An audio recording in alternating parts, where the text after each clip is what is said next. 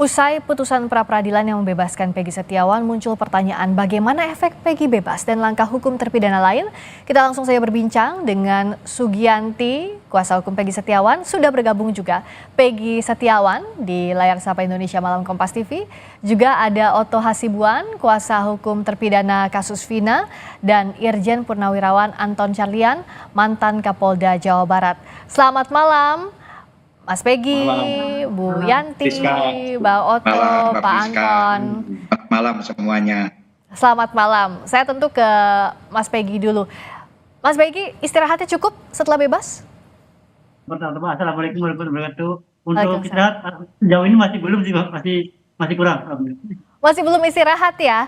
Tapi sudah pulang ke Cirebon kan ya? Bagaimana apa yang ada di pikirannya Mas Peggy saat melihat kembali rumah yang tidak ditemui selama 49 hari ini? Alhamdulillah itu terasa seperti mimpi. Saya sangat bahagia, sangat tidak bisa digambarkan kata. Pokoknya saya seperti mimpi aja, sangat luar biasa bangga. Tampaknya ya, Mas Peggy tampaknya masih terharu ya? Ya, terharu banget. Alhamdulillah. Bagaimana Mas Peggy melihat perjuangan tim kuasa hukum dan juga Mas Peggy sampai ada di titik ini? Sangat luar biasa. Saya sangat mengapresiasi dari pihak PH saya, itu sangat berjuang mati-matian. Siang malam mereka berjuang luar biasa. Saya sangat bangga memiliki mereka semua. Bangga sekali. Saya melihat Mas Peggy saat ini terharu. Saya teringat momen pada saat awal konferensi pers. Di saat itu masih teringat wajah Mas Peggy mengatakan bahwa memberikan kode bukan Mas Peggy pelakunya pada saat itu, begitu ya Mas Peggy. Apa yang membuat Peggy saat itu bisa berani? Karena mulai dari spontan dari hati nurani saya bahwa saya memang tidak melakukan kejahatan seperti itu, bahwa saya merasa benar karena saya tidak pernah memiliki dendam kepada siapapun, saya tidak pernah memiliki niatan jahat kepada siapapun. Ya itu prinsipnya. Karena saya juga tidak mau membohongi semua rakyat. Kalau saya diam, berarti itu saya membohongi masyarakat seluruh Indonesia dan saya menghancurkan harkat martabat keluarga saya. Dan Mas Peggy yakin betul bahwa Mas Peggy tidak terlibat apapun dalam kasus ini? Sangat yakin. Karena itu adalah pengalaman hidup saya ngalami, saya yang tahu semuanya. Jadi saya yakin pada diri saya sendiri bahwa saya tidak pernah melakukan itu, tidak pernah terlibat. Mas Peggy tolong diceritakan waktu awal saat bebas itu kan Mas Peggy bercerita waktu awal ditangkap itu sempat ada pemukulan. Tapi juga tadi di petang tadi Mas Peggy bilang bahwa kalau dari tahanan, polisi di tahanan itu semakin lama memberikan perlakuan yang baik. Nah, bagaimana perbedaan perlakuan yang dirasakan selama 49 hari ini, Mas Peggy? Waktu yang pertama itu ya saya udah melupakan itu karena itu wajar lah, biasa. Saya udah mengikhlaskan itu karena ya semacam itu kan mungkin ada kewajaran. Jadi setelah itu kan di Tahti itu terutama saya sangat luar biasa. Sama sekali di dalam Tahti itu tidak ada pemukulan, tidak ada kekerasan. Mereka menyambut saya dengan baik. Mereka juga mengapa membiarkan saya pulang juga dengan baik, terus salah perpisahan dengan baik. Alhamdulillah mereka di dalam sana semua baik, perlakuan penjaga itu sangat baik sekali, selama para pawas-pawas dan para tim-tim lain sangat baik, dan rekan-rekan yang ada di dalam itu sangat luar biasa. Selalu memotivasi saya, selalu membuat saya menjadi lebih percaya bahwa pertolongan Allah itu bisa ada. Jadi mohon maaf waktu Mas Peggy cerita bahwa ada sempat dipukul di bagian mata atau sempat dibekap dengan plastik, itu akan bersama dengan kuasa hukum, akankah itu dilaporkan kembali perbuatan tidak menyenangkan itu atau seperti apa? Pertama, saya sudah mengikhlaskan karena itu adalah pertama awal saya masuk di pihak penyidikan. Jadi saya mengikhlaskan itu karena itu hanya sedikit. Jadi saya udah nggak apa, mungkin itu wajar lah. Jadi saya sama pihak kuasa hukum udah mengikhlaskan, nggak apa-apa. Sudah mengikhlaskan itu yang terjadi di awal ya pada saat penangkapan.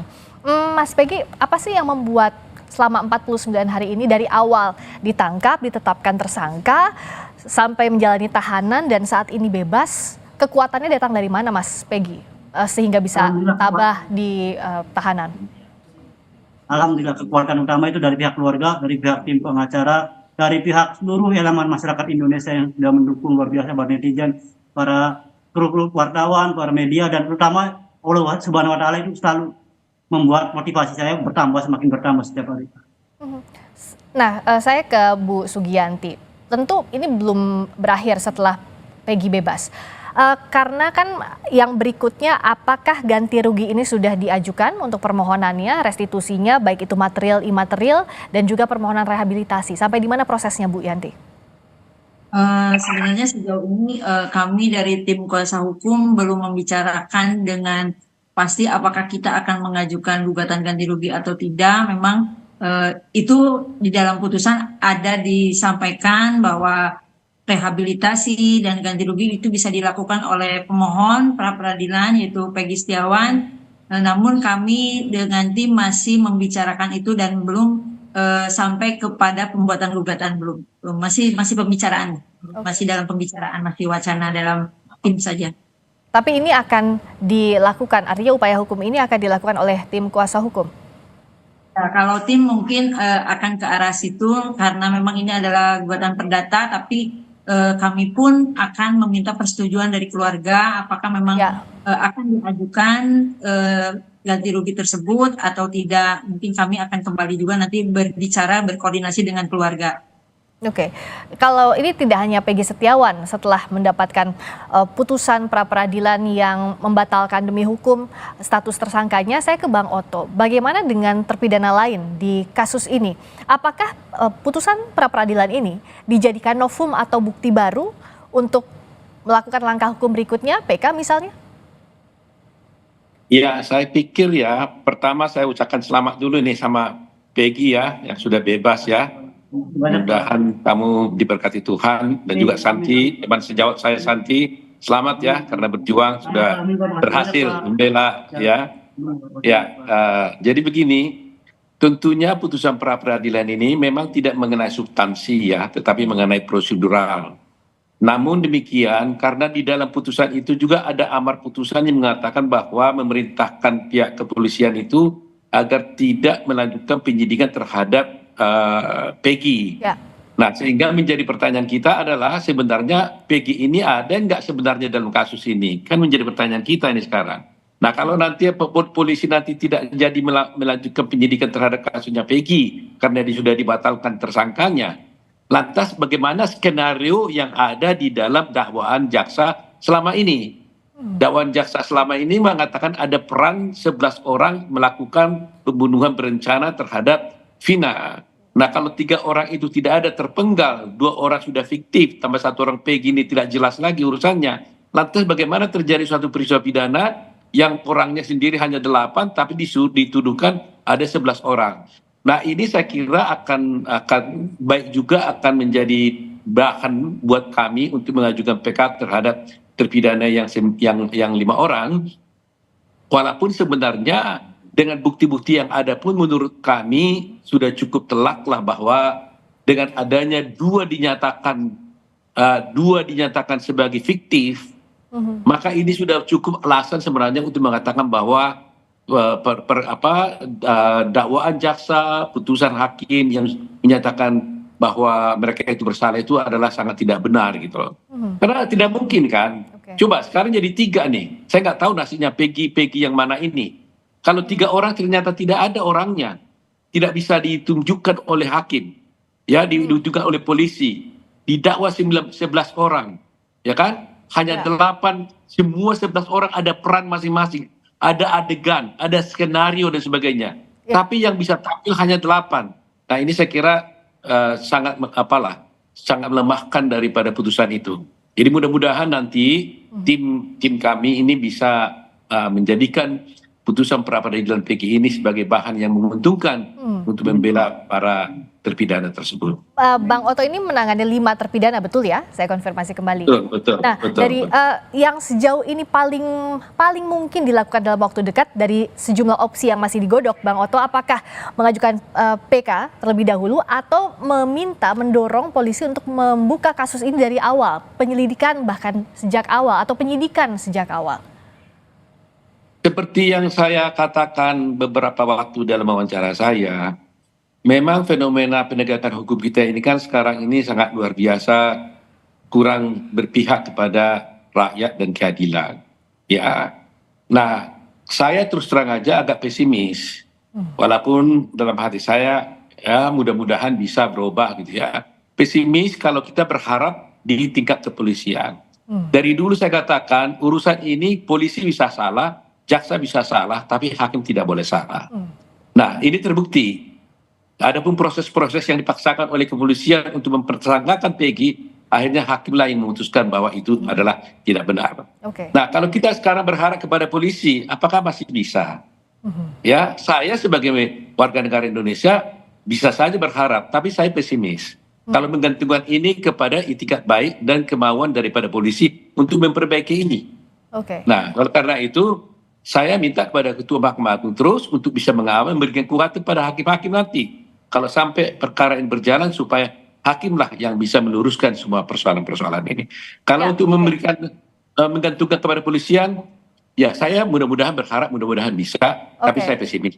Nah, saya ke Pak Anton karena akhirnya ada tanda tanya kepada polisi, apakah mungkin bahwa ini dilakukan investigasi sejak awal lagi, membuka kembali kasus ini dari awal sehingga terang benderang, tidak ada lagi kasus salah tangkap dalam kasus pembunuhan Vina ini, Pak Anton? Baik, ini sangat memungkinkan. Bahkan saya mungkin salah satu yang pertama kali mengusulkan ada audit investigasi. Buka kembali semuanya dengan gelar perkara khusus. Nah, dengan kejadian ini merupakan satu pembelajaran yang sangat berharga, dan saya juga ucapkan selamat juga kepada Kang Peggy, Bu Yanti, Pak Oto Hasibuan yang sudah berjuang luar biasa. Ya, saya sebetulnya sedih dan kecewa karena saya mantan penyidik gitu kan. Mantan penyidik, makanya di sini walaupun saya mantan, saya meminta maaf kepada keluarga. Terima kasih banyak Pak, semoga ya saya salam buat keluarga Pak, ya, keluarga Pak Institusi kepolisian. Masalah ini kita kembali itu sangat memungkinkan untuk di kepolisian bisa audit investigasi. Di audit investigasi itu di gelar perkara khusus itu akan direkonstruksi ulang, baik siapa tersangkanya, direkonstruksi pasalnya, direkonstruksi alat buktinya, direkonstruksi juga tentang rekonstruksi TKP. Nah, dari sana nanti baru diadakan audit penyidikan itu untuk di tingkat Polri. Tapi untuk di tingkat karena tadi dengan 5 tersangka yang lainnya di tingkat kejaksaan dan juga pengadilan itu ada eksaminasi. Nah, justru lakukan eksaminasi. Eksaminasi mungkin Bang Oto juga paham, pasti sangat tahu lah. Ada internal, ada publik. Tapi kalau sekarang karena sudah menjadi perhatian khusus, bisa dimintakan eksaminasi khusus untuk mengaudit semuanya. Karena apapun juga ya mohon maaf, polisi di dalam ini ada kekeliruan. Tapi salah satu kekeliruannya itu apa? Keterangan saksi yang menyatakan bahwa Peggy Peron itu adalah Peggy Setiawan. Ya, Pak Anton, izin saya bertanya, karena tadi bisa didorong audit investigasi untuk mengungkap lagi sejak awal, termasuk audit penyidikan. Apakah perlu ayah dari almarhum Eki, Rudiana, ini dihadirkan atau diperiksa lagi? Karena kan bagaimana Pak Anton melihatnya? Pada saat 2016 lalu, Ibtu Rudiana pada saat itu Pak Kata Ibtu di narkoba, di kasat narkoba, tapi ikut menangani kasus ini di penyidikan. Apakah ada yang tidak biasa dalam hal ini, Pak Anton? Justru di audit penyidikan itu nanti penyidik-penyidik lama pun juga harus dihadirkan termasuk pelapor. Apakah di sini ada sebuah kesalahan prosedur atau tidak? Bahkan di awal pun juga tolong propam turun. Siapa yang tidak sesuai dengan prosedur agar segera ditindaklanjuti. Nah, apakah himbauan saya dari awal itu ditindaklanjuti dengan serius atau tidak? Karena ini bahaya. Karena apabila salah tangkap, saya dulu diwanti-wanti, itu adalah pelanggaran HAM yang serius. Dan apabila ada saksi yang menyatakan misalkan yang bukan tersangka dijadikan tersangka, itu diancam 242 sumpah palsu 9 tahun ancamannya. Saya sekali mengatakan demikian. Nah, justru di sini pun juga ini ada juga kesaksian yang mungkin harus diulangi lagi. harus direkonstruksi sehingga polisi pun juga jadi tersesat. Artinya Mohon Pak maaf, Anton, Pak Anton, kasus apakah jadi ini semuanya harus diaudit ulang, termasuk kenapa saya tanyakan soal ayah Eki, karena kan terakhir Pak Anton juga tadi menyebutkan soal Propam. Propam dan Itwasum sudah memeriksa ayah dari Eki dan dikatakan bahwa tidak ada pelanggaran etik yang dilakukan. Nah, kalau dengan putusan pra peradilan ini, apakah artinya yang pemeriksaan dilakukan Propam dan Itwasum itu harus diulang kembali pula? ya saya kira harus diulang karena ini adalah keputusan hukum yang final dan kita baru dibuka mata institusi kepolisian ada kekeliruan dalam proses penyidikan ini. Harus mau tidak mau gitu kan. Dan ini jangan sampai terulang kembali. Ini pembelajaran pahit. Ya saya juga malu sebetulnya, waduh kok begini adik-adik saya, bukan berarti saya lebih baik, tidak juga, tapi ini harus jadi satu cambuk yang luar biasa. Ya mungkin nanti dilibatkan juga komponen-komponen eksternal baik dari LSM atau lain-lain untuk bisa masuk tim audit penyidikan ini, termasuk Komponas, dan juga memang harus dikawal dengan serius sehingga bisa mendapatkan ya apapun juga. Dengan adanya ini otomatis trust publik kepada kepolisian akan menurun. Saya juga sangat sedih, Bang Oto saja udah nggak percaya coba sama Polri. Saya sedih sebetulnya, tapi insya Allah dengan keseriusan semua pihak, nah sehingga kita pun juga bisa meluruskan penyidikan ini sesuai yang diharapkan. Oke, Itu siapa yang harus memerintahkan untuk misalnya audit investigasi? Apakah Kapolri yang harus memerintahkan langsung? ya bisa Kapolri memerintahkan Kabar Reskrim karena ini ranah Kabar Reskrim, dan juga memerintahkan Irwasum, ada Itsus di 5 Itsus 5 gitu khusus untuk audit penyidikan. Jadi Irwasum yang bekerja sama dengan Bareskrim, kan ada Wasidik pengawasan penyidikan, tapi khusus untuk audit penyidikan itu ada di Irwasum. Bisa perintahkan agar betul-betul serius dan dikawal karena ini ditonton oleh seluruh masyarakat Indonesia gitu. Oke, kalau dari sisinya Peggy kan sekarang sudah bebas. Tapi ada terpidana lain yang saat ini juga akan mengajukan langkah hukum lainnya menyusul Peggy putusan pra peradilannya dikabulkan oleh hakim.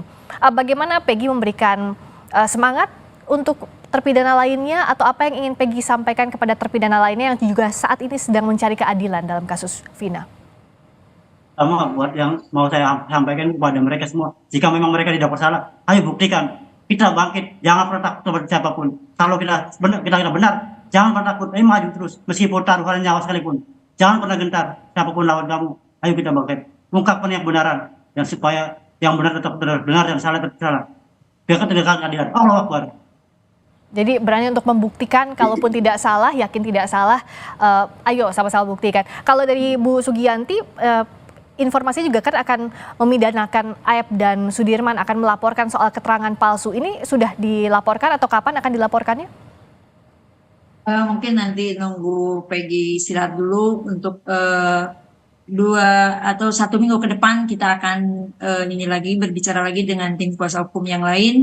Apakah laporan akan dilaksanakan pada minggu depan atau langkahnya seperti apa? Mungkin nanti kita akan bicara lagi dengan tim.